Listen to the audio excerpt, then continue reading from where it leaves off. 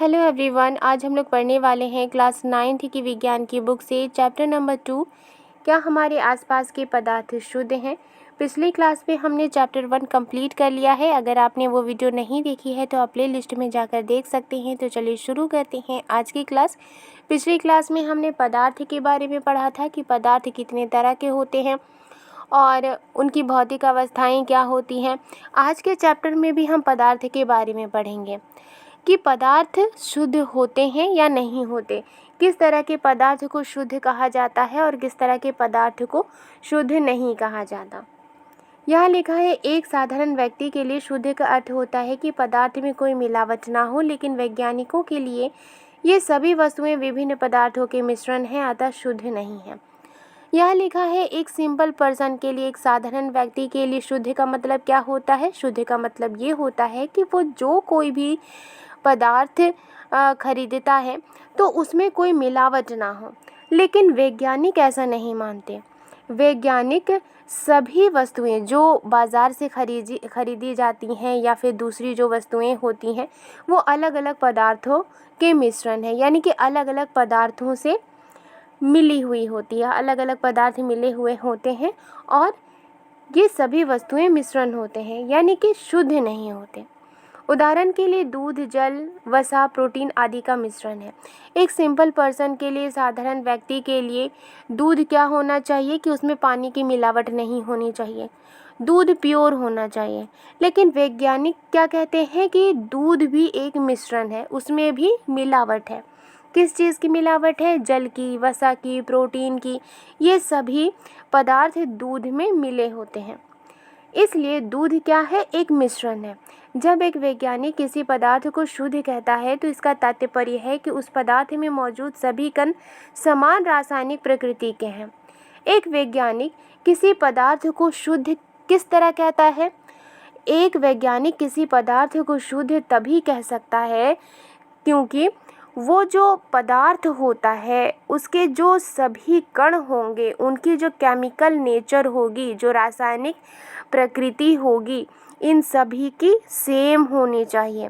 अगर किसी पदार्थ के कण की रासायनिक प्रकृति यानी केमिकल नेचर अगर सेम है वो शुद्ध पदार्थ है, अगर सेम नहीं है वो मिश्रण है, वो शुद्ध नहीं है। एक शुद्ध पदार्थ एक ही प्रकार के कणों से मिलकर बना होता है और एक शुद्ध पदार्थ जो होता है वो एक ही तरह के कणों से मिलकर बना होता है, यानी कि किसी भी पदार्थ के जो कण होते हैं वो एक ही प्रकार के कणों से मिलकर बना होता है। इसमें दूसरे प्रकार का कोई कण नहीं होता। अगर एक ही प्रकार का कण है और उनकी रासायनिक प्रकृति यानी कि केमिकल नेचर सेम है, वो पदार्थ शुद्ध कहलाता है। सभी पदार्थ दो या दो से अधिक शुद्ध अवयवों के मिलने से बने हैं और जो भी पदार्थ होते हैं वो दो या दो से ज़्यादा शुद्ध अवयव यानी कि प्योर कंपोनेंट के मिलने से बने हैं। उदाहरण के लिए समुद्र का जल, खनिज, मिट्टी आदि सभी मिश्रण हैं। और उदाहरण के लिए क्या है, यहाँ एग्जाम्पल दिया गया है, समुद्र का जल, खनिज, मिट्टी आदि सभी क्या हैं? सभी मिश्रण हैं। यहाँ पर हमने दो टॉपिक के बारे में पढ़ा। एक हमने पढ़ा शुद्ध पदार्थ के बारे में और दूसरा हमने पढ़ा मिश्रण के बारे में। तो सबसे पहले जान लेते हैं कि पदार्थ को कितने भागों में बांटा गया है। जब हम इसे समझेंगे तभी हम आगे के जो टॉपिक है उसको समझ पाएंगे। यहाँ आप देख सकते हैं कि पदार्थ के दो भाग होते हैं, यानी पदार्थ को कितने भागों में बांटा गया है? दो भागों में बांटा गया है। पदार्थ की अवस्था कुछ भी हो सकती है, या तो वो ठोस हो सकती है, या तो वो द्रव्य हो सकती है, या तो वो गैस हो सकती है। तो पदार्थ को कितने भागों में बांटा गया है? दो भागों में बांटा गया है। पहला क्या है? शुद्ध पदार्थ और दूसरा क्या है? मिश्रण। अब शुद्ध पदार्थ को भी दो भागों में बांटा गया है। पहला है तत्व और दूसरा है यौगिक। अब तत्व किसे कहते हैं?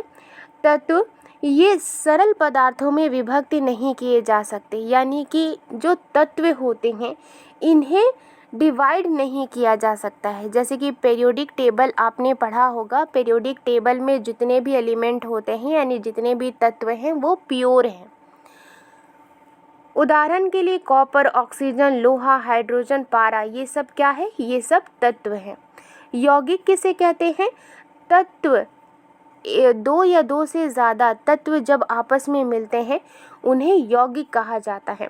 क्योंकि जो तत्व होते हैं, जो एलिमेंट होते हैं, वो प्योर होते हैं, इसलिए एक तत्व, दो तत्व या दो से ज़्यादा तत्व जब आपस में मिलते हैं तो वो क्या बनाते हैं? वो यौगिक बनाते हैं। इसलिए यौगिक भी क्या है? यौगिक भी एक शुद्ध पदार्थ होता है। अब पढ़ेंगे मिश्रण के बारे में कि मिश्रण किसे कहते हैं। मिश्रण दो तरह के होते हैं, एक समांगी और दूसरा है विसमांगी। मिश्रण किसे कहते हैं? जब दो पदार्थ आपस में मिल जाते हैं, दो या दो से ज़्यादा पदार्थ जब आपस में मिल जाते हैं उसे मिश्रण कहते हैं। मिश्रण दो तरह के होते हैं, समांगी और विसमांगी। मिश्रण का जो एक भाग है समांगी और दूसरा है विसमांगी। समांगी किसे कहते हैं? समांगी में समान संघटन होता है, यानी कि जब हम इसे आपस में मिक्स करते हैं तो ये आपस में मिक्स हो जाते हैं, ये नज़र नहीं आते। जब ये आपस में मिक्स होते हैं तो ये नज़र नहीं आते। यानी कि जैसे कि जल में चीनी, पानी में अगर चीनी को मिक्स किया जाए तो चीनी नज़र नहीं आएगी, जल में घुल जाएगी, इसलिए वो क्या है? समांगी मिश्रण है। जल में नमक, यानी पानी में अगर नमक को अगर घोला जाता है तो फिर नमक नज़र नहीं आता, जल में घुल जाता है, इसलिए जल में जो नमक घुल जाता है वो किस तरह का मिश्रण है? समांगी मिश्रण है। अब समझेंगे विसमांगी मिश्रण किसे कहते हैं। विसमांगी मिश्रण मीन्स असमान संघटन, यानी कि एक मिश्रण में, एक पदार्थ में जब दूसरा पदार्थ मिक्स किया जाता है तो वो मिक्स तो होता है लेकिन नज़र आता है। जैसे कि बालू तथा नमक, बालू और नमक जब हम मिक्स करते हैं तो ये आपस में मिल तो जाते हैं लेकिन ये नज़र आते हैं। दूसरा क्या है? चीनी तथा नमक, चीनी और नमक को मिला देने से चीनी और नमक नज़र आता है, इसलिए वो विसमांगी। लकड़ी, रक्त, तेल में जल आदि, ये सभी क्या है? विसमांगी मिश्रण है। अब जो तत्व होते हैं, जब दो या दो से अधिक जब तत्व मिलते हैं तो उनका जो नेचर होता है वो बदल जाता है। यानी कि दो या दो से अधिक जब तत्व आपस में मिलते हैं तो एक यौगिक बनता है, मीन्स कंपाउंड बनता है। जब यौगिक बनता है तो जो तत्व का नेचर होता है वो बदल जाता है और ये यौगिक का नेचर अलग हो जाता है। फॉर एग्ज़ाम्पल जल, जैसे कि जल किससे मिलकर बना होता है? हाइड्रोजन से और ऑक्सीजन से। तो हाइड्रोजन और ऑक्सीजन अलग है, जब ये आपस में इनका केमिकल बॉन्ड होता है तो ये क्या बन जाते हैं? ये जल बन जाते हैं, यानी कि इनका जो नेचर होता है वो चेंज हो जाता है। इसी तरह से जो समांगी मिश्रण होता है, इनके बीच में जो केमिकल बॉन्ड होता है वो मिलने से वो चेंज नहीं होता, यानी कि इनका जो नेचर होता है वो अपना नेचर बनाए रखते हैं। जैसे कि जल में अगर चीनी को घोला जाता है, हालांकि ये मिल जाते हैं लेकिन जल का अपना नेचर है और चीनी का अपना नेचर है। इस तरह से ये अपना नेचर बनाए रखते हैं, इनका जो केमिकल नेचर है वो बना हुआ रहता है। इसी वजह से ये क्या कहलाते हैं? ये समांगी मिश्रण कहलाते हैं। तत्व के मिलने से यौगिक बनता है। तत्व का जो केमिकल नेचर होता है, जब आपस में एक से दो से ज़्यादा तत्व मिलते हैं तो इनका केमिकल जो नेचर है वो बदल जाता है। जब वो यौगिक बनते हैं तो उनका केमिकल नेचर बदल जाता है। लेकिन जो समांगी या विसमांगी मिश्रण होते हैं, इनमें अगर दो या दो से ज़्यादा पदार्थ जब मिक्स होता है तो इनका जो केमिकल नेचर होता है वो बदलता नहीं है, बल्कि वो अपने केमिकल नेचर को बनाए रखते हैं, रासायनिक प्रकृति को बनाए रखते हैं। अब हम लोग पढ़ेंगे कि मिश्रण क्या है। मिश्रण एक या एक से अधिक शुद्ध तत्वों या यौगिकों से मिलकर बना होता है। मिश्रण क्या होता है? जब एक या एक से ज़्यादा शुद्ध तत्वों यानी कि प्योर जो एलिमेंट होते हैं उनके मिलने से या यौगिकों के मिलने से बना होता है। जल में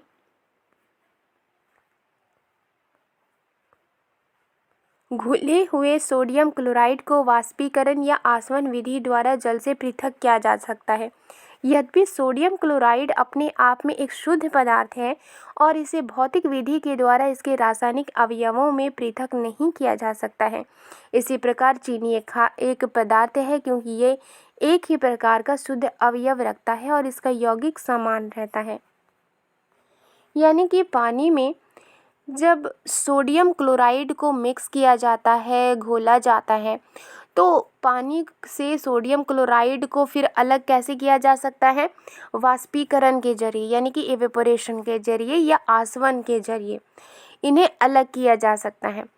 यद्यपि सोडियम क्लोराइड अपने आप में एक शुद्ध पदार्थ है, हालांकि जो सोडियम क्लोराइड होता है वो खुद में एक शुद्ध पदार्थ है और इसे भौतिक विधि के द्वारा, यानी कि जो फिज़िकल मेथड होता है उसके ज़रिए इसके रासायनिक अवयवों में पृथक नहीं किया जा सकता। यानी कि जो सोडियम क्लोराइड होता है, इसके जो कंपोनेंट होते हैं ये कई कंपोनेंट से मिलकर बना होता है। इसके जो कंपोनेंट होते हैं, इसके जो अवयव होते हैं, इसके अवयव को भौतिक विधि के जरिए, यानी कि जो फिजिकल मेथड होता है उसके जरिए पृथक नहीं किया जा सकता। जल से सोडियम को अलग किया जा सकता है फिजिकल मेथड के जरिए, लेकिन सोडियम क्लोराइड चूँकि एक शुद्ध पदार्थ है इसलिए सोडियम क्लोराइड के अवयव को भौतिक विधि के जरिए, यानी कि फिजिकल मेथड के जरिए अलग नहीं किया जा सकता। इसी प्रकार चीनी एक पदार्थ है। क्यों? क्योंकि एक ही प्रकार का शुद्ध अवयव रखता है। चीनी में एक ही तरह का शुद्ध अवयव होता है और इसका यौगिक समान रहता है। और इसका यौगिक क्या रहता है? समान रहता है। पेय पदार्थ और मिट्टी में एक समान कण नहीं होते हैं। शुद्ध पदार्थ किसी भी स्रोत से प्राप्त हो, इसके अभिलाक्षणिक गुण एक समान होंगे। यहाँ लिखा है कि जो पेय पदार्थ होते हैं, यानी कि जो कोल्ड ड्रिंक होते हैं, और मिट्टी में एक समान कण नहीं होते। पेय पदार्थ के कण अलग होते हैं और मिट्टी के कण अलग होते हैं। शुद्ध पदार्थ किसी भी स्रोत से प्राप्त हो, यानी कि जो शुद्ध पदार्थ होते हैं, जो प्योर पदार्थ होते हैं, वो किसी भी स्रोत से प्राप्त हो, इसके अभिलाक्षणिक गुण एक समान होंगे। यानी कि शुद्ध पदार्थ किसी भी स्रोत से मिलता हो, लेकिन ये किसी भी स्रोत से प्राप्त होने के बाद भी इसके जो अभिलाक्षणिक गुण होते हैं, इन सभी पदार्थों के अभिलाक्षणिक गुण जो होते हैं वो एक जैसे होते हैं। मिश्रण में एक से अधिक शुद्ध पदार्थ होते हैं, यानी कि मिश्रण दो या दो से अधिक तत्वों के मिलने से बनता है या फिर दो या दो से अधिक यौगिकों के मिलने से बनता है। इसलिए मिश्रण में एक से अधिक शुद्ध पदार्थ होते हैं। अब हम पढ़ेंगे मिश्रण के प्रकार। हमने मिश्रण के प्रकार में क्या पढ़ा था कि मिश्रण के दो प्रकार होते हैं। मिश्रण दो तरह के होते हैं। पहला क्या होता है? समांगी, और दूसरा क्या होता है? विसमांगी मिश्रण। मिश्रण जिसकी बनावट समान होती है समांगी मिश्रण अथवा विलयन कहते हैं। इस तरह के मिश्रणों के कुछ अन्य उदाहरण हैं जल में नमक और जल में चीनी। यहाँ लिखा है मिश्रण जिसकी बनावट समान होती है समांगी मिश्रण कहलाता है या विलयन कहलाता है। इस तरह के जो मिश्रण होते हैं इसके कुछ एग्जाम्पल क्या हैं? जल में नमक और जल में चीनी। यानी कि जल में अगर नमक को घोला जाता है तो क्या होता है? पानी में जो नमक है वो घुल जाता है और फिर नमक नज़र नहीं आता। इस तरह के मिश्रण को क्या कहेंगे? समांगी मिश्रण कहेंगे। भौतिक दृष्टि से पृथक मिश्रण को विसमांगी मिश्रण कहते हैं। यानी कि भौतिक दृष्टि से पृथक मिश्रण को, यानी कि एक पदार्थ है और उसमें दूसरा पदार्थ मिक्स किया जाता है और मिक्स करने के बाद ये जो दूसरा पदार्थ है वो नज़र आता है। इस तरह के मिश्रण को क्या कहेंगे? विसमांगी मिश्रण कहेंगे। सोडियम क्लोराइड और लोहे की छीलन को जब मिक्स किया जाता है तो वो नज़र आता है। नमक और सल्फर एवं जल और तेल विसमांगी मिश्रण के अन्य उदाहरण हैं। यहाँ पर एग्जाम्पल्स दिए गए हैं। अब हम पढ़ेंगे विलयन के बारे में। विलयन क्या है? विलयन दो या दो से अधिक पदार्थों का समांगी मिश्रण है। यानी कि जब दो या दो से अधिक पदार्थ जब आपस में मिलते हैं तो ये एक दूसरे में घुल जाते हैं और इसी मिश्रण को क्या कहते हैं? विलयन कहते हैं। यानी कि जब दो या दो से अधिक पदार्थ आपस में मिक्स हो जाते हैं तो ये फिर नज़र नहीं आते, ये आपस में मिल जाते हैं। इसी तरह के मिश्रण को विलयन कहते हैं। यहाँ एग्जाम्पल के लिए लिखा गया है नींबू जल, यानी जब जल में जब नींबू को मिलाया जाता है तो वो घुल जाता है। सोडा जल आदि विलयन के उदाहरण हैं। प्रकृति में ठोस विलयन यानी मिश्र धातु और गैसीय विलयन वायु भी होते हैं। यहाँ पर लिखा है कि सिर्फ प्रकृति में जो द्रव्य के मिश्रण होते हैं, जो द्रव्य के विलयन होते हैं वही सिर्फ नहीं होते, बल्कि प्रकृति में ठोस विलयन भी होते हैं, जैसे मिश्र धातु कहते हैं, और गैसीय विलयन भी होते हैं, यानी वायु भी होते हैं। वायु में बहुत सारे मिश्रण होते हैं जिसमें एक दूसरे से जो मिले हुए होते हैं। एक विलयन के कणों में समांगिकता होती है। उदाहरण के लिए नींबू जल का स्वाद सदैव समान रहता है। ये दर्शाता है कि इस विलयन में चीनी और नमक के कण समान रूप से वितरित होते हैं। जब एक विलयन हम लेते हैं तो उसमें जब हम ऑब्जर्व करते हैं, जब हम उसका निरीक्षण करते हैं तो हम क्या पाते हैं कि उस पदार्थ के सभी कण आपस में मिल गए हैं। इसलिए यहाँ लिखा है कि जो विलयन होता है उसके कणों में समांगिकता होती है, वो मिल जाते हैं। उदाहरण के लिए यहाँ लिखा है कि नींबू जल का जो स्वाद होता है, जो टेस्ट होता है, वो हमेशा एक जैसा रहता है, और ये दर्शाता है कि इस विलयन में यानी कि नींबू जल का जो विलयन है उसमें चीनी और नमक के जो कण हैं वो इक्वल रूप से वितरित होते हैं, यानी कि डिस्ट्रीब्यूट होते हैं। ऐसा नहीं है कि अगर पानी में नींबू को मिलाया गया तो पानी में एक तरफ नींबू ज़्यादा है, दूसरी तरफ नींबू कम है, और तीसरी तरफ नींबू फिर कुछ ज़्यादा है, या चौथी तरफ कुछ नींबू कम है, या कहीं और ज़्यादा है। तो इस तरह से नहीं होता। पानी में जब नींबू को मिक्स किया जाता है तो पूरा जो पानी का स्वाद है वो सेम हो जाता है। इसीलिए यहाँ लिखा है कि ये दर्शाता है कि इस विलयन में यानी नींबू जल के विलयन में चीनी और नमक के जो कण होते हैं वो इक्वल रूप से वो डिस्ट्रीब्यूट होते हैं, वितरित होते हैं। यहाँ लिखा है मिश्र धातुएं। मिश्र धातुएं क्या होती हैं? ये धातुओं के समांगी मिश्रण होते हैं जिन्हें भौतिक क्रिया द्वारा अवयवों में पृथक नहीं किया जा सकता है, लेकिन फिर भी मिश्र धातुओं को मिश्रण माना जाता है क्योंकि ये अपने घटकों के गुणों को दर्शाते हैं और पृथक पृथक संघटन रखते हैं। उदाहरण के लिए पीतल, जिंक लगभग 30% और कॉपर लगभग 70% का मिश्रण है। यहाँ पर लिखा है कि मिश्र धातुएं यानी कि एक धातु जब दूसरे धातु से मिल जाता है और एक नया पदार्थ बनता है उसे मिश्र धातु कहते हैं। जैसे कि यहाँ एग्जाम्पल के लिए लिखा गया है कि ये जो धातु होते हैं, जो मिश्र धातु होते हैं, वो समांगी मिश्रण होते हैं, यानी कि वो समान रूप से मिले हुए होते हैं। और इस तरह के धातुओं को भौतिक क्रिया द्वारा यानी कि जो फिजिकल मेथड होता है उसके जरिए, जैसे तोड़कर फोड़कर अलग करके, ऐसे नहीं हो सकता। इस तरह से भौतिक क्रिया के जरिए वो अवयवों में पृथक नहीं किया जा सकता, उन्हें अलग अलग नहीं किया जा सकता, लेकिन केमिकल मेथड के जरिए उन्हें अलग किया जा सकता है। लेकिन भौतिक क्रिया यानी कि फिजिकल मेथड के जरिए उन्हें अलग नहीं किया जा सकता। लेकिन फिर भी ये जो मिश्र धातु होते हैं उनको मिश्रण माना जाता है। क्यों माना जाता है? क्योंकि ये अपने घटकों के गुणों को दर्शाते हैं।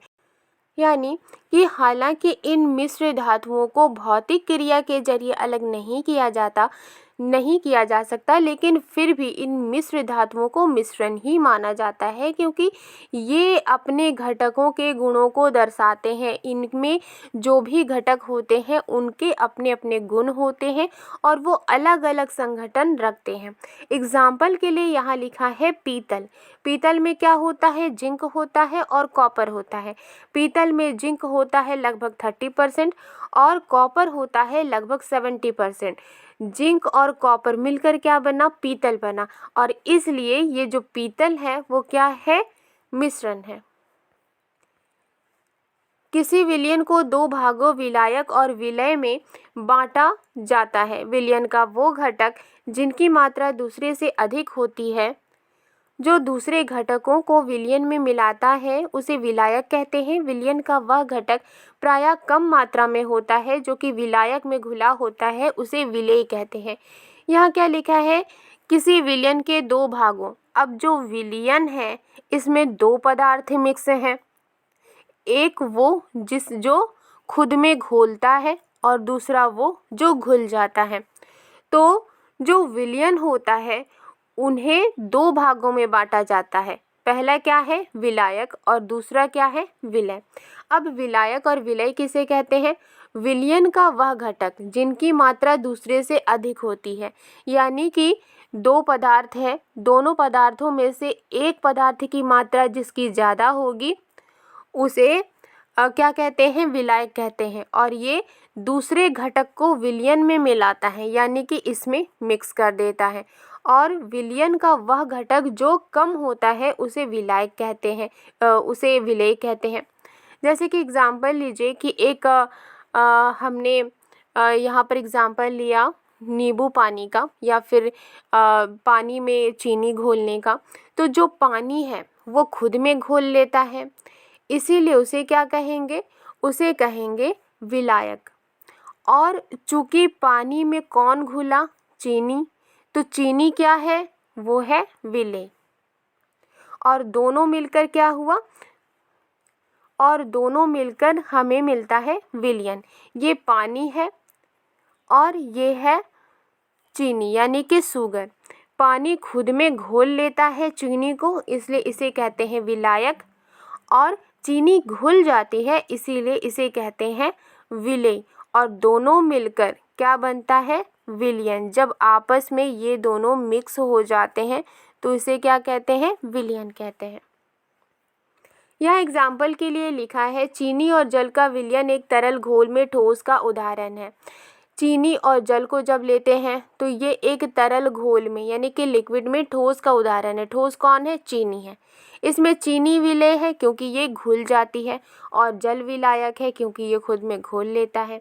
आयोडीन और अल्कोहल का विलयन, जिसे टिंक्चर आयोडीन के नाम से जाना जाता है, इसमें आयोडीन विलेय है और अल्कोहल विलायक है। नेक्स्ट है, वातयुक्त पेय जैसे सोडा, जल, कोक इत्यादि तरल विलयन में गैस के रूप में है।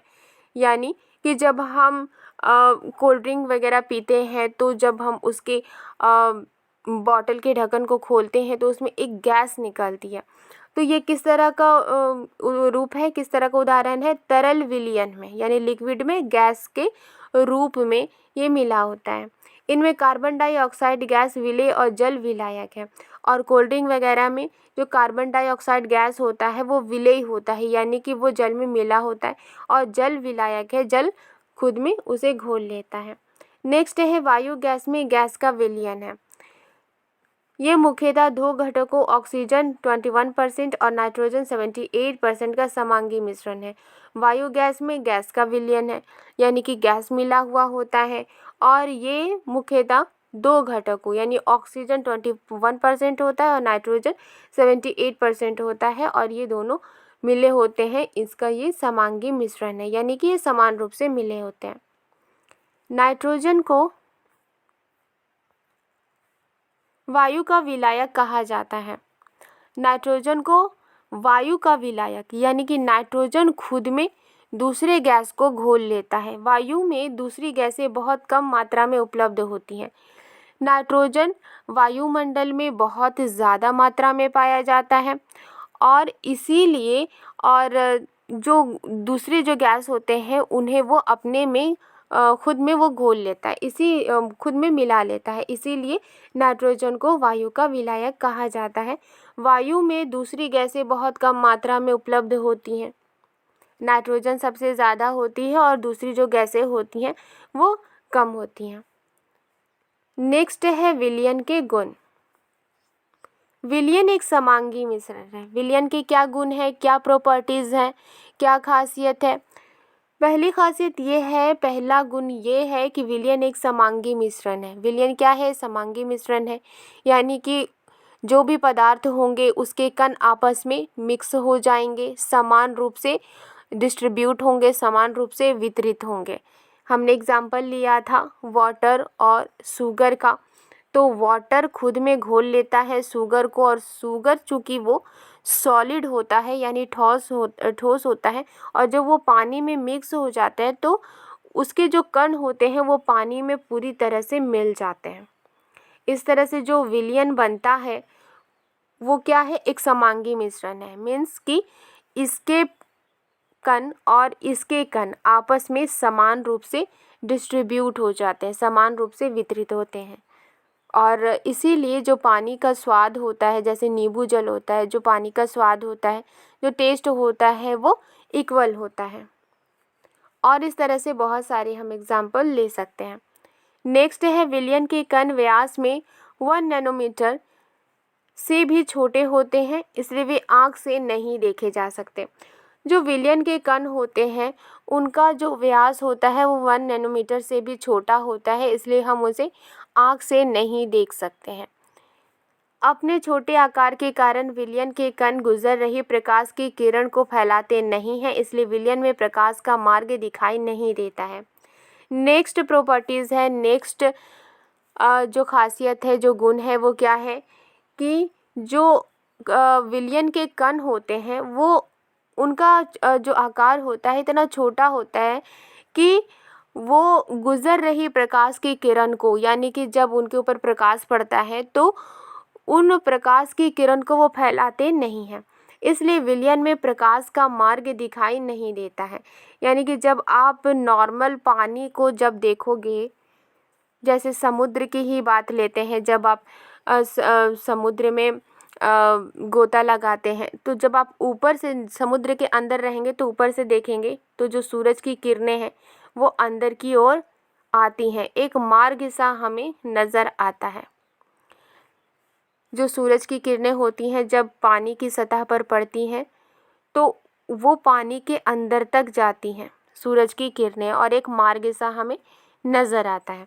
लेकिन जब आप एक एग्ज़ाम्पल लेते हैं जैसे कि नींबू पानी का, नींबू जल का, जब आप उसे मिक्स करते हैं तो जो चीनी होती है उसके कण इतने छोटे होते हैं, और जो वाटर होती है उसके जो कण होते हैं इतने छोटे होते हैं कि जब इनके ऊपर प्रकाश पड़ता है तो वो प्रकाश की किरण को फैलाते नहीं हैं, और इसीलिए ये जो विलयन है इसमें प्रकाश का मार्ग हमें दिखाई नहीं देता है। छानने की विधि द्वारा विलय के कणों को विलयन में से पृथक नहीं किया जा सकता है। विलयन को शांत छोड़ देने पर भी विलय के कण नीचे नहीं बैठते हैं, अर्थात विलयन अस्थायी है। नेक्स्ट गुण क्या है कि छानने की विधि द्वारा, यानी कि जब हम सोचेंगे कि विलयन को छान लेते हैं, इससे विलायक और विलय दोनों अलग हो जाएगा, तो इससे विलय के कणों को विलयन में से अलग नहीं किया जा सकता। यानी छानने की विधि के जरिए, छानने की विधि द्वारा जो विलय के कण होते हैं वो विलयन में से अलग नहीं किए जा सकते। विलयन को शांत छोड़ देने पर भी विलय के कण नीचे नहीं बैठते हैं। यानी कि अगर नींबू पानी को, इस तरह से बहुत सारे एग्जाम्पल्स हम ले सकते हैं, लेकिन सबसे आसान जो एग्ज़ाम्पल है वो नींबू पानी है। तो नींबू पानी अगर हम एग्ज़ाम्पल लेते हैं, इस विलयन को अगर हम शांत छोड़ भी देते हैं तो जो विलय के कण होंगे वो नीचे नहीं बैठते हैं, यानी कि विलयन स्थायी है। अब हम पढ़ेंगे विलयन की सांद्रता। विलयन में पृथक पृथक मात्रा में विलायक और विलेय पदार्थ होते हैं। विलयन में मौजूद विलेय पदार्थ की मात्रा के आधार पर इसे तनु, सांद्र या संतृप्त घोल कहा जा सकता है। तनु और सांद्र तुलनात्मक शब्द हैं। जो विलयन होते हैं, विलयन में अलग अलग मात्रा में विलायक की मात्रा अलग होती है, विलेय की मात्रा अलग होती है। विलयन में मौजूद जो विलेय पदार्थ होते हैं, यानी कि जो घुल जाते हैं, उनकी मात्रा के आधार पर जो विलयन होता है उसे तनु कहा जाता है, या सांद्र कहा जाता है, या संतृप्त घोल कहा जाता है। किसी निश्चित तापमान पर उतना ही विलेय पदार्थ घुल सकता है जितनी की विलयन की क्षमता होती है। यानी कि किसी निश्चित तापमान पर उतना ही विलेय पदार्थ घुल सकता है, यानी कि जो विलयन जो विलायक में घुलता है वो पदार्थ उतना ही घुल सकता है जितनी की विलयन की क्षमता होती है। दूसरे शब्दों में, दिए गए निश्चित तापमान पर यदि विलयन में विलेय पदार्थ नहीं घुलता है तो उसे संतृप्त विलयन कहते हैं। दूसरे शब्दों में, दिए गए निश्चित तापमान पर अगर विलयन में विलेय पदार्थ नहीं घुलता है, उसे कौन सा विलयन कहते हैं? संतृप्त विलयन कहते हैं। विलेय पदार्थ की वह मात्रा जो इस ताप पर संतृप्त विलयन में उपस्थित है, उसकी घुलनशीलता कहलाती है। यानी कि विलेय की घुलने की कितनी कैपेसिटी है और विलयन में घोलने की कितनी कैपेसिटी है, वो कैपेसिटी घुलनशीलता कहलाती है। यदि एक विलयन में विलेय पदार्थ की मात्रा संतृप्तता से कम है तो इसे असंतृप्त विलयन कहा जाता है। यदि विलयन में विलेय पदार्थ की सांद्रता संतृप्त स्तर से कम हो तो उसे असंतृप्त विलयन कहते हैं। यानी कि एक विलयन में विलेय पदार्थ की मात्रा संतृप्तता से कम है, यानी कि ऐसा नहीं कि वो नहीं घुलेगी, वो घुलती है, उसे असंतृप्त विलयन कहा जाता है। दिए हुए एक निश्चित तापमान पर पृथक पृथक पदार्थों की विलयन क्षमता भिन्न होती है। यानी कि दिए हुए एक निश्चित तापमान पर अलग अलग पदार्थों की विलयन कैपेसिटी, विलयन क्षमता अलग अलग होती है। विलायक की मात्रा, द्रव्यमान अथवा आयतन में घुले हुए विलेय पदार्थ की मात्रा को विलयन की सांद्रता कहते हैं। विलायक की मात्रा में जितने विलेय पदार्थ की मात्रा होती है, उस विलयन को क्या कहते हैं? सांद्रता कहते हैं। विलयन की सांद्रता को दर्शाने की बहुत सी विधियां हैं, लेकिन हम यहाँ सिर्फ 3 विधियों के बारे में चर्चा करेंगे। विलयन की सांद्रता को दर्शाने के लिए बहुत सारे मेथड हैं, बहुत सारी विधियां हैं, लेकिन हम यहाँ पर सिर्फ 3 मेथड्स, 3 विधियों के बारे में चर्चा करेंगे। इसका फॉर्मूला यहाँ लिखा गया है, आप यहाँ पढ़ सकते हैं।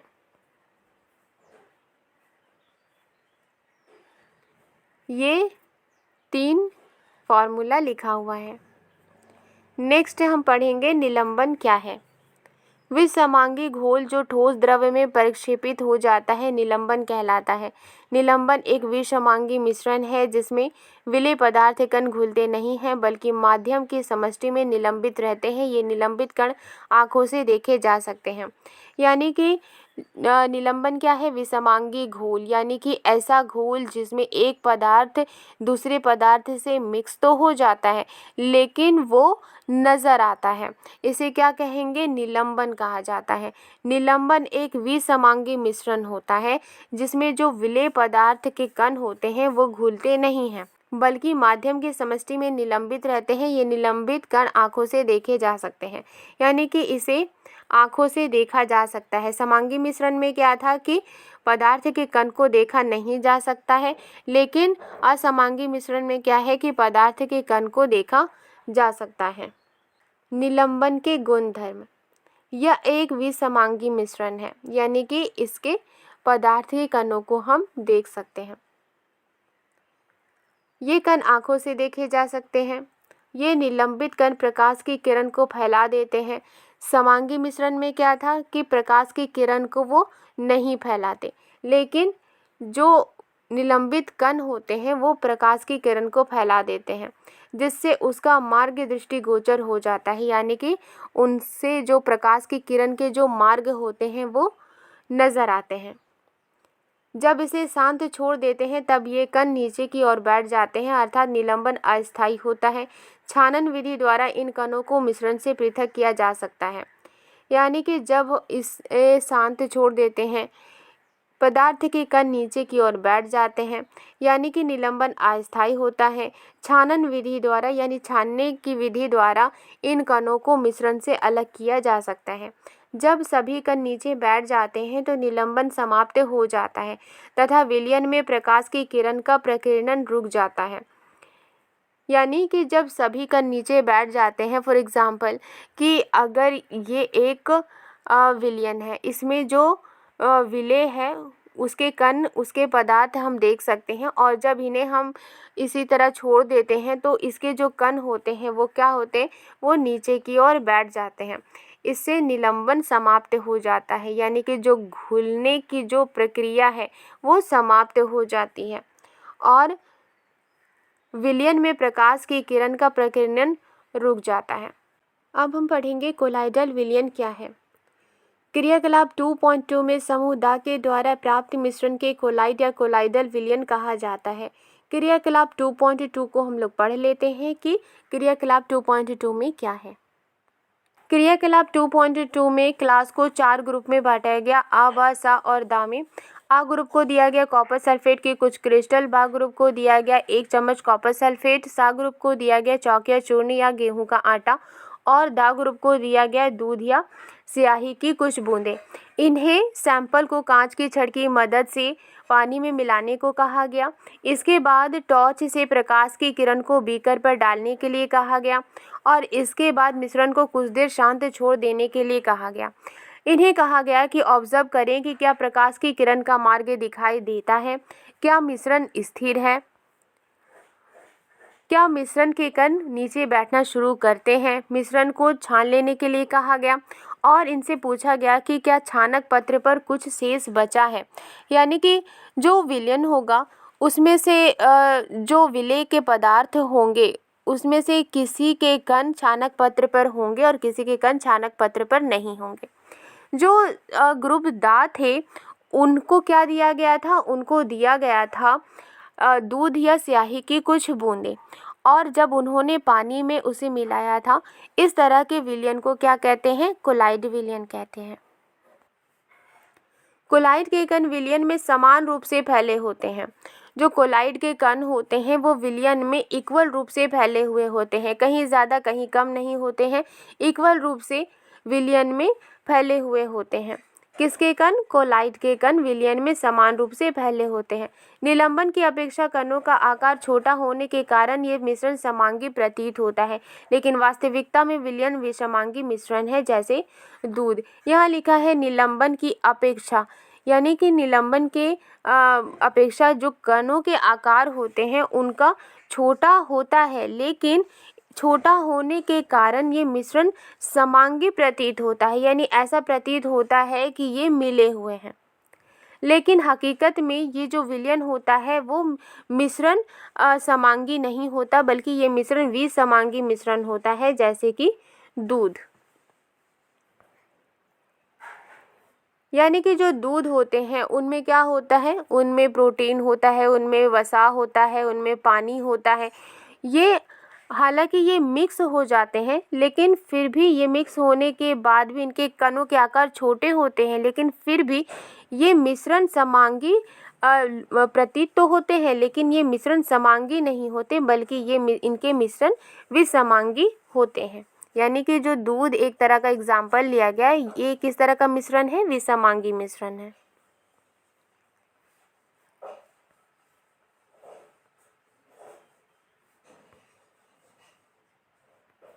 कोलाइडल कणों के छोटे आकार के कारण हम इसे आँख से नहीं देख पाते हैं, लेकिन ये कण प्रकाश की किरण को आसानी से फैला देते हैं। जो कोलाइडल के कण होते हैं उनका आकार छोटा होता है और इसी वजह से हम उन्हें आँख से नहीं देख पाते हैं, लेकिन ये जो कण होते हैं वो प्रकाश की किरण को आसानी से फैला देते हैं। यानी कि कोलाइडल किस तरह का विलयन होता है, इसमें जो पदार्थ के कण होते हैं वो इतने छोटे होते हैं कि वो समांगी प्रतीत होते हैं, लेकिन वो विसमांगी होते हैं। हालांकि इनके जो कण होते हैं इतने छोटे होते हैं कि ये आँखों से नहीं देखे जा सकते, ये विलायक में घुले हुए होते हैं, लेकिन ये प्रकाश की किरण को आसानी से फैला देते हैं। प्रकाश की किरण का फैलाना टिंडल प्रभाव कहा जाता है। टिंडल नामक वैज्ञानिक ने इसकी खोज की थी। एक कमरे में छोटे छिद्र के द्वारा जब प्रकाश की किरण आती है तब वहाँ पर हम टिंडल प्रभाव को देख सकते हैं। यानी कि जब आप किसी एरिया से सूरज की रोशनी को आते हुए देखते हैं तो एक मार्ग बना हुआ हमें दिखाई देता है। वो क्या है, वो टिंडल प्रभाव है। उसे ही हम टिंडल इफेक्ट कहते हैं, उसे ही हम टिंडल प्रभाव कहते हैं। ये कमरे में मौजूद धूल और कार्बन के कणों के द्वारा प्रकाश के फैलने के कारण होता है। और ये क्यों होता है? ये कमरे में मौजूद धूल होते हैं, कमरे में मौजूद कार्बन के कण होते हैं, इनके द्वारा ही प्रकाश के फैलने के कारण होता है। टिंडल प्रभाव क्यों होता है? कमरे में मौजूद धूल और कार्बन के कणों के द्वारा प्रकाश के फैलने के कारण होता है। कमरे में जो धूल मौजूद होते हैं, कमरे में जो कार्बन मौजूद होते हैं, इनके ऊपर जब प्रकाश पड़ता है तो इससे प्रकाश क्या होता है? इससे प्रकाश फैलता है और इसी से ही टिंडल प्रभाव होता है। जब एक घने जंगल के आच्छादन से सूर्य की किरण गुजरती है, यानी कि बहुत सारे पेड़ होते हैं और बहुत सारे पेड़ होने की वजह से जो प्रकाश की किरण होती है वो छन छन कर आती हैं और इस तरह के प्रभाव को ही टिंडल प्रभाव कहा जाता है। यानी कि जंगल के कोहरे में छोटे छोटे जल के कण होते हैं, उन्हें हम अपनी आँखों से नहीं देख सकते, लेकिन वो प्रकाश को फैलाते हैं। इसीलिए यहाँ लिखा है जंगल के कोहरे में छोटे छोटे जल के कण होते हैं जो कि कोलाइडल कणों के समान व्यवहार करते हैं। ये है टिंडल प्रभाव।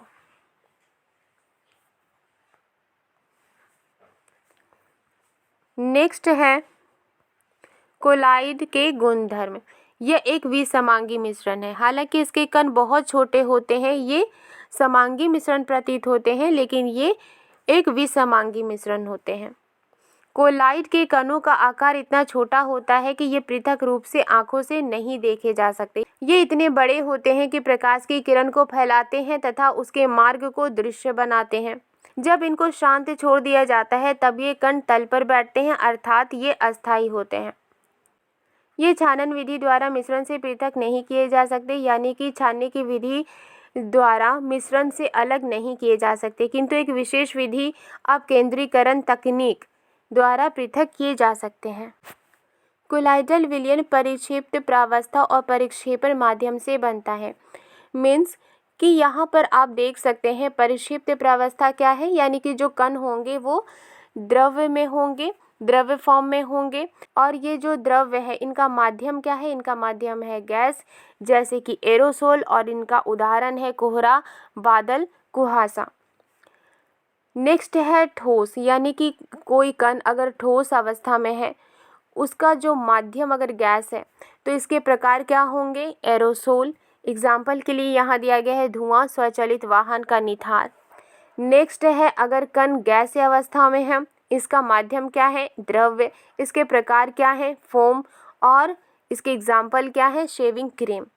इसी तरह से किसी के कण अगर द्रव्य है, इनका माध्यम अगर द्रव्य है, इसका किस तरह का प्रकार है? इमल्शन, जैसे कि दूध, फेस क्रीम। नेक्स्ट है अगर कण ठोस है और इनका माध्यम द्रव्य है, ये किस तरह के प्रकार हैं? सोल, और इनका एग्जाम्पल है मैग्नीशिया, मिल्क, कीचड़। नेक्स्ट है अगर कण गैस है, इनका माध्यम अगर ठोस है, ये किस तरह के प्रकार हैं? फोम। इनका एग्जाम्पल है फोम, रबड़, स्पंज, प्यूमिस। नेक्स्ट है अगर कण द्रव्य है, इनका माध्यम ठोस है, ये किस तरह के प्रकार होंगे? जेल, और इनका एग्जाम्पल क्या है? जेली, पनीर, मक्खन। अगर कण ठोस है, इनका माध्यम क्या है? ठोस, ये किस तरह के प्रकार होंगे? ठोस सोल, और इनके एग्जाम्पल क्या है? रंगीन, रत्न पत्थर, दूधिया, कांच। विलेय पदार्थ की तरह का घटक या परिक्षिप्त कण जो कि कोलाइडल रूप में रहता है उसे परिक्षिप्त प्रावस्था कहते हैं, तथा वो घटक जिसमें परिक्षिप्त प्रावस्था निलंबित रहता है उसे परिक्षेपण माध्यम कहते हैं।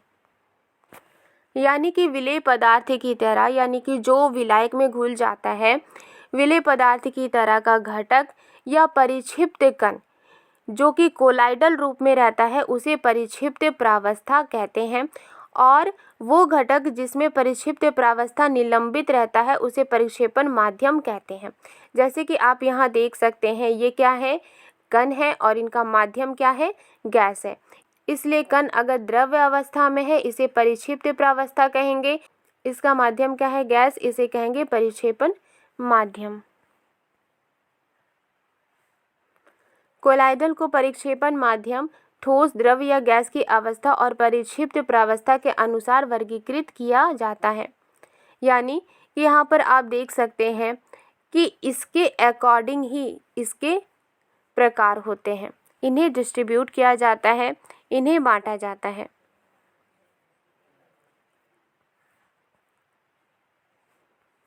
नेक्स्ट है भौतिक एवं रासायनिक परिवर्तन। हमने पदार्थ के भौतिक गुणों के बारे में अध्ययन किया है। ऐसे गुण जिनका हम अवलोकन एवं वर्णन कर सकते हैं, जैसे कि रंग, कठोरता, दृढ़ता, बहाव, घनत्व, द्रवनांक तथा क्वथनांक इत्यादि को भौतिक गुण कहा जाता है। हमने पदार्थ के भौतिक गुणों के बारे में पढ़ा है। पदार्थ के भौतिक गुण क्या होते हैं? पदार्थ के भौतिक गुण जिनका हम अवलोकन कर सकते हैं, जिन्हें हम ऑब्जर्व कर सकते हैं, जिनका हम वर्णन कर सकते हैं, उन्हें क्या कहते हैं? उन्हें पदार्थ का भौतिक गुण कहते हैं। इन्हीं गुणों को पदार्थ का भौतिक गुण कहा जाता है।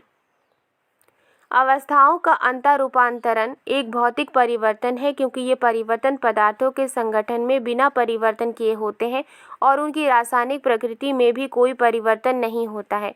यद्यपि बर्फ, जल और वाष्प अलग अलग दिखते हैं और ये भिन्न भिन्न भौतिक गुणों को दर्शाते हैं, लेकिन ये रासायनिक रूप से समान होते हैं। यहाँ लिखा है किसी भी पदार्थ की अवस्था का अंतरूपांतरण एक भौतिक परिवर्तन है, यानी कि सॉलिड से लिक्विड में बदलना, लिक्विड से गैस में बदलना, ये क्या है? भौतिक परिवर्तन है। क्यों? क्योंकि ये परिवर्तन पदार्थों के संगठन में बिना परिवर्तन किए होते हैं। इनके पदार्थों के संगठन में परिवर्तन नहीं होता है और इनकी रासायनिक प्रकृति में भी कोई परिवर्तन नहीं होता है। चूँकि इनके संगठन में कोई परिवर्तन नहीं होता है, इनके रासायनिक प्रकृति में भी कोई परिवर्तन नहीं होता है, इसीलिए इस तरह के जो परिवर्तन होते हैं उसे किस तरह का परिवर्तन कहा जाता है? भौतिक परिवर्तन कहा जाता है। हालांकि बर्फ, जल और वाष्प अलग अलग दिखते हैं और ये अलग अलग भौतिक गुणों को दर्शाते हैं, लेकिन ये रासायनिक रूप से समान होते हैं। पानी जब बर्फ में बदलता है या गैस में बदलता है, हालांकि ये भौतिक गुण को दर्शाते हैं, सॉलिड से लिक्विड में बदलना, लिक्विड से गैस में बदलना, लेकिन इनका जो रासायनिक रूप होता है वो इक्वल होता है और इसीलिए ये क्या है? किस तरह का परिवर्तन है? भौतिक परिवर्तन है। जल तथा खाना पकाने वाले तेल दोनों द्रव्य हैं, लेकिन इनके रासायनिक गुणधर्म अलग हैं। इनकी गंध और ज्वलनशीलता में अंतर है। हम जानते हैं कि तेल हवा में जलता है, जबकि जल आग को बुझाता है। यहाँ लिखा है कि जल और खाना पकाने वाला तेल दोनों ही लिक्विड हैं, दोनों ही द्रव्य है, लेकिन इनके रासायनिक गुणधर्म अलग अलग होते हैं। इनकी महक, इनकी ज्वलनशीलता में फ़र्क होता है। हम जानते हैं कि तेल हवा में जलता है, जबकि जल आग बुझाता है। तेल का यह रासायनिक गुण जल से इसे अलग करता है। जलना एक रासायनिक परिवर्तन है। जलने की प्रक्रिया में एक पदार्थ दूसरे से क्रिया करके अपने रासायनिक संगठन में परिवर्तन लाता है।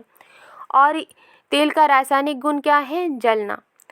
जलना एक रासायनिक परिवर्तन है। जलने की प्रक्रिया में एक पदार्थ दूसरे से क्रिया करता है और रासायनिक संगठन में परिवर्तन लाता है।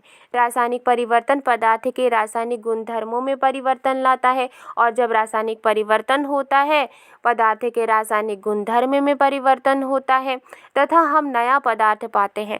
और जब एक पदार्थ दूसरे पदार्थ से रासायनिक प्रक्रिया करता है और रासायनिक प्रक्रिया करने पर रासायनिक परिवर्तन होता है और रासायनिक परिवर्तन होने के बाद रासायनिक गुणधर्म में परिवर्तन होता है, रासायनिक गुणधर्म में परिवर्तन लाता है और हम नया पदार्थ पाते हैं।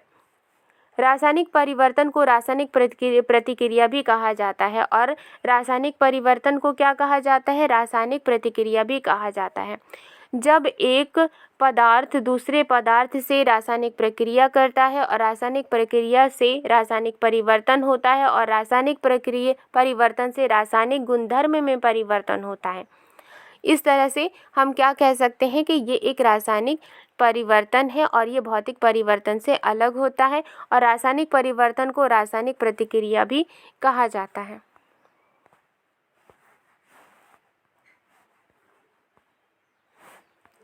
मोमबत्ती के जलने की प्रक्रिया में भौतिक एवं रासायनिक दोनों परिवर्तन होते हैं। नेक्स्ट है शुद्ध पदार्थों के प्रकार।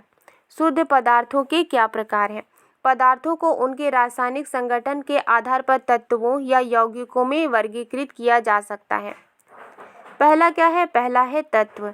रॉबर्ट बॉयल पहले वैज्ञानिक थे जिन्होंने सन 1661 में सर्वप्रथम तत्व शब्द का प्रयोग किया था। रॉबर्ट बॉयल पहले साइंटिस्ट थे जिन्होंने सन 1661 में सबसे पहले तत्व शब्द का प्रयोग किया था। फ्रांस के रसायनज्ञ एंटोनी लॉरेंट लावाइजिए सन 1743 से सन 1794 ने सबसे पहले तत्व की परिभाषा को प्रयोग द्वारा प्रतिपादित किया। हालांकि रॉबर्ट बॉयल पहले साइंटिस्ट थे जिन्होंने सन 1661 में सबसे पहले तत्व शब्द का प्रयोग किया था, लेकिन जो एंटोनी लॉरेंट लावाइजिए थे उन्होंने सबसे पहले तत्व की डेफिनेशन को, तत्व की परिभाषा को प्रयोग द्वारा प्रतिपादित किया। उनके अनुसार तत्व पदार्थ का वह मूल रूप है जिसे रासायनिक प्रतिक्रिया द्वारा अन्य सरल पदार्थों में विभाजित नहीं किया जा सकता। एंटोनी लॉरेंट लावाइजिए के अनुसार तत्व क्या है?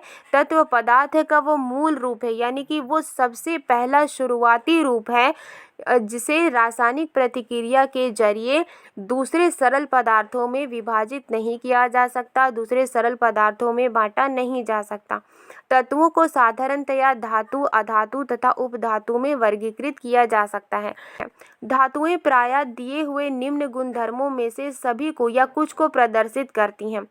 यहाँ लिखा है कि धातु के अपने गुण होते हैं और धातु दिए गए निम्न गुणधर्मों में से सभी को प्रदर्शित करती है या कुछ को प्रदर्शित करती है।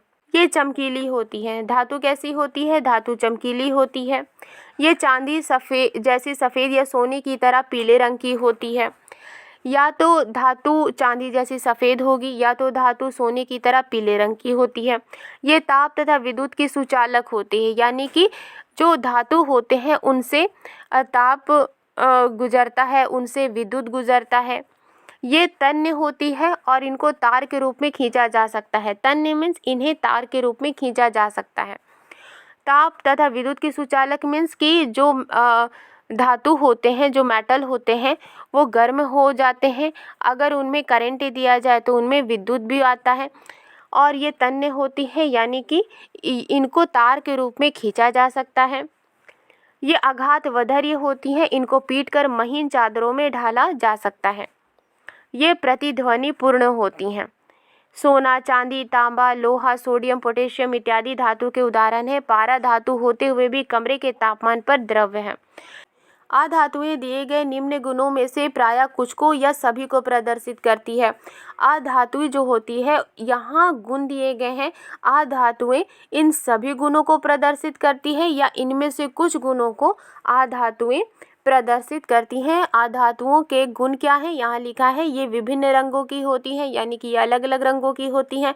ये ताप और विद्युत की कुचालक होती, यानी कि इनमें टेम्परेचर नहीं आता। इनमें अगर करंट फ्लो किया जाता है तो इनमें करंट फ्लो नहीं होता।